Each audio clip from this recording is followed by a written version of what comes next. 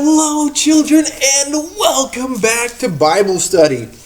Today, we're going to have a special guest, and that's going to be absolutely tremendous. I can't wait for that to happen.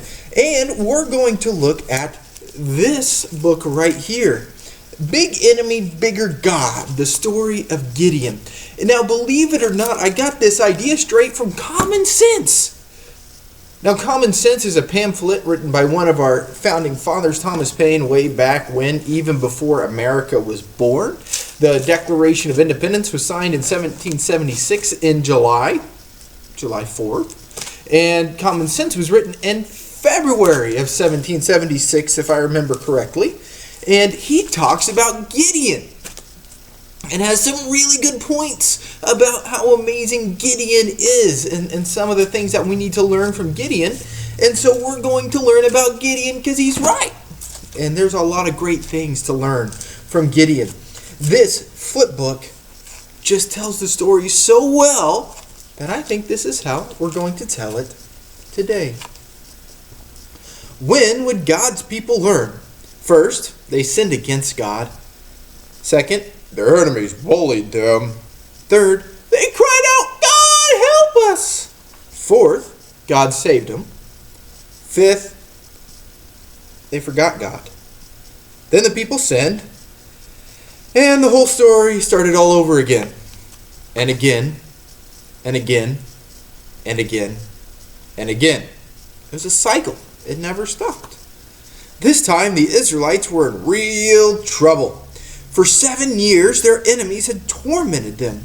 For 7 years, they continued to worship idols. They didn't learn very quickly. God's people were living in caves. They were starving. They were hiding from their enemies. One big army came after them. Next, a bigger army came after them. Then all the armies of the east came after them. Can you imagine trying to count all the grains of sand on the beach? That's what it would have been like to count the enemy soldiers. Impossible. They were too many to count. God's people were ready to pray. They cried out to the Lord to save them, and he heard their cry. God sent someone to help. Gideon was chosen to lead the army of Israel. God promised to be with him. Gideon gathered an army. He had only 32,000 men. That was not a very big army to fight so many enemies. God spoke to Gideon. "Your army is too big." Too big? How could it be too big? God did not want his people to brag. He wanted them to know that they could not win by themselves. With a small army, they would have to trust God. Gideon obeyed God. He said to his men, "Anyone who is afraid may leave." Suddenly, his army was much smaller. All but 10,000 men went home. Gideon's army was now very small. How could he fight an army that was too big to count? But Gideon was in for another surprise. God spoke again. He said, "Your army is still too big." Too big? How could his army be too big? Gideon didn't understand. He didn't think his army was too big, but he obeyed God. Have you ever had to obey a rule that you didn't understand? What was the rule? Why should you obey your parents even when you don't want to? Gideon trusted God. He believed God knew best. Gideon took the men to the water, and he separated the men who lapped water in their hands from those who put their faces in the river. Slurp, slurp. Gideon sent 9,700 men home. Now he had only 300 men, the original 300. What could 300 men do against such a big army? Nothing. That army could do nothing unless it had God's help. But with God's help, they would win. That night, God told Gideon to go to battle. "If you're afraid, go down to the enemy camp with your servant. Listen to what they have to say." Gideon was afraid. Who wouldn't be afraid to fight with only 300 men? So Gideon and his servant sneaked down to the edge of the enemy camp. They tiptoed close enough to overhear two men talking.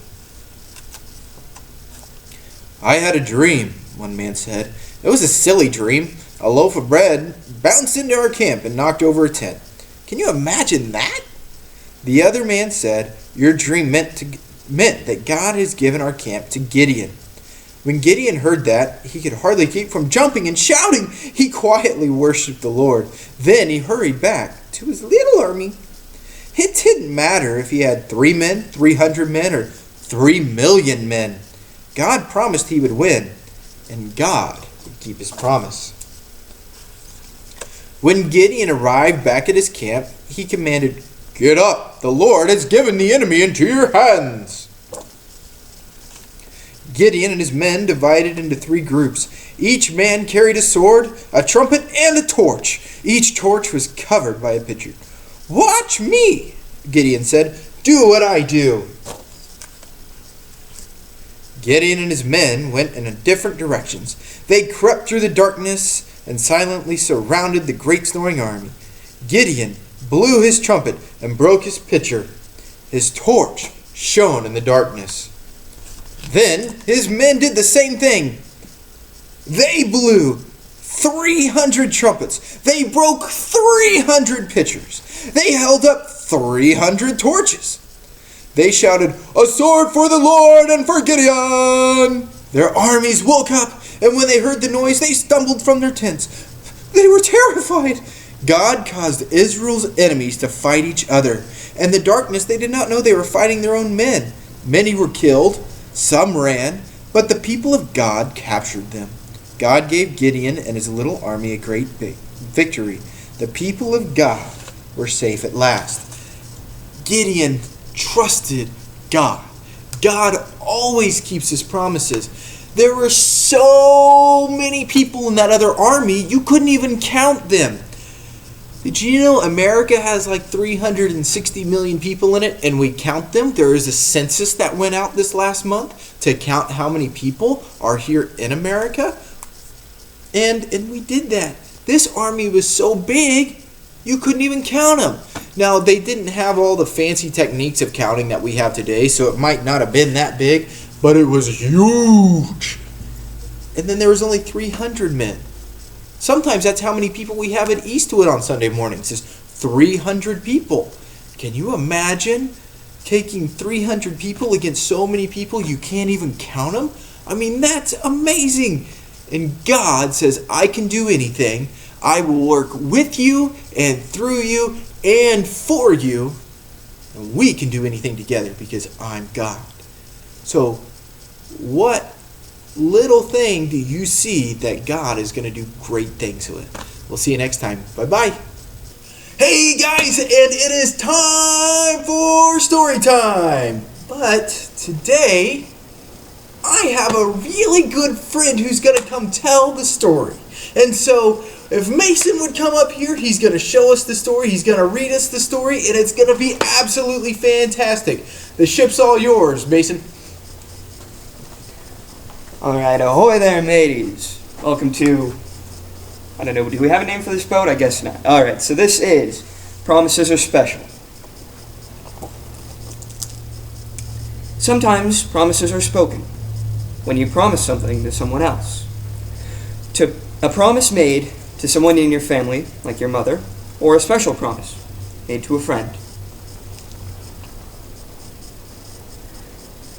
You are playing with your very best friend, and he tells you his very own secret, when nobody else is near to hear.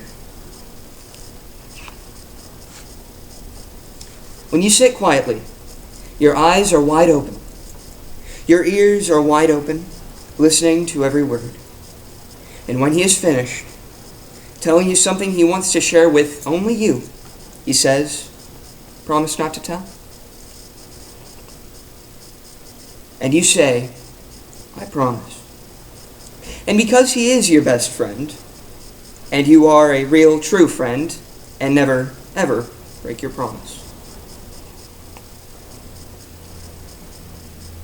Promises can be small promises, easy to keep.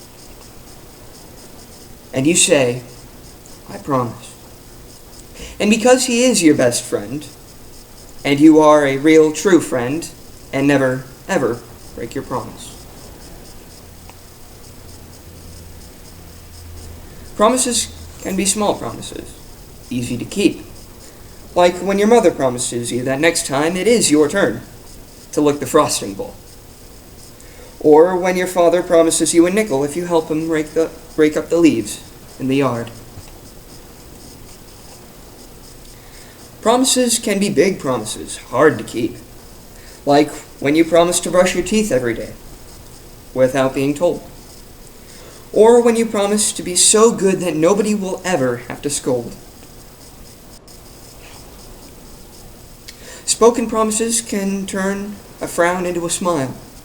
Like when a friend is feeling sad about moving away to a new town, and then you promise to write him a letter every week.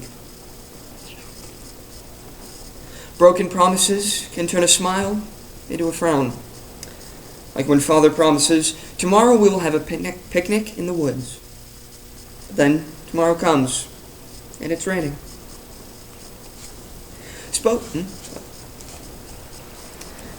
Did you make a promise today? Did you keep a promise today and make someone feel good? Are you feeling happy because someone kept a promise to you? Or are you feeling sad because something somebody promised you never happened?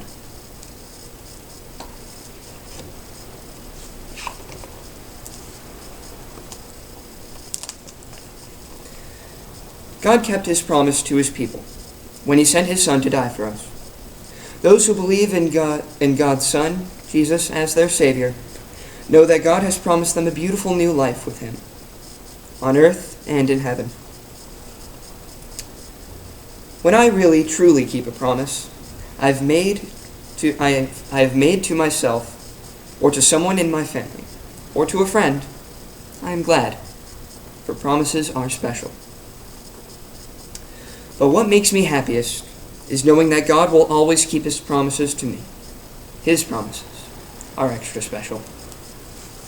All right, thank you, Captain Mason. Thanks for getting off the ship so we don't have to social crowd, because we know that's bad. So, that was awesome. Remember the promise of God with Gideon? He said that we will take care of that numberless army with only 300 warriors. And who won the battle? Did Gideon and his warriors win the battle? No, God won the battle. And just how God keeps all of his promises back in Gideon's day, God still keeps his promises today. So, you guys be great today. Obey your parents. Remember, no social crowding. And everybody make sure to say thank you to Captain Mason. We'll see you guys next time. Bye-bye.